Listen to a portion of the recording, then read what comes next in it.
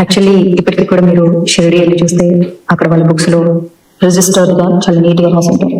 Is a Christian, ముస్లిం అని చెప్పేసి అలా మనకి అంటూ ఉంటారు. మనం వెళ్ళిపోయి భజనలు చేసుకుంటూ ఉంటారు.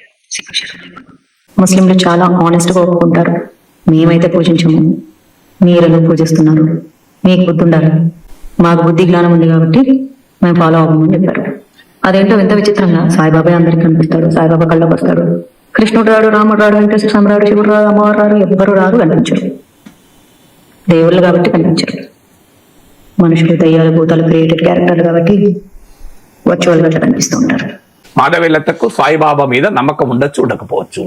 సాయిబాబాను విశ్వసించవచ్చు, విశ్వసించకపోవచ్చు. సాయిబాబాను పూజించవచ్చు, పూజించకపోవచ్చు. పూజించడం పైన ఆమెకు అభ్యంతరం కూడా ఉండొచ్చు, దాని గురించి తప్పు పట్టను. కానీ సాయిబాబా అని ఏం మనిషి, దయ్యాలు, భూతాలు ఏమిటి ఆ భాష? సిగ్గు లేదా, శరం లేదా? ఇప్పుడు తను నమ్మిన వారిని తాను పూజిస్తారు, సిగ్గు శరం ఏంటి దాంట్లో?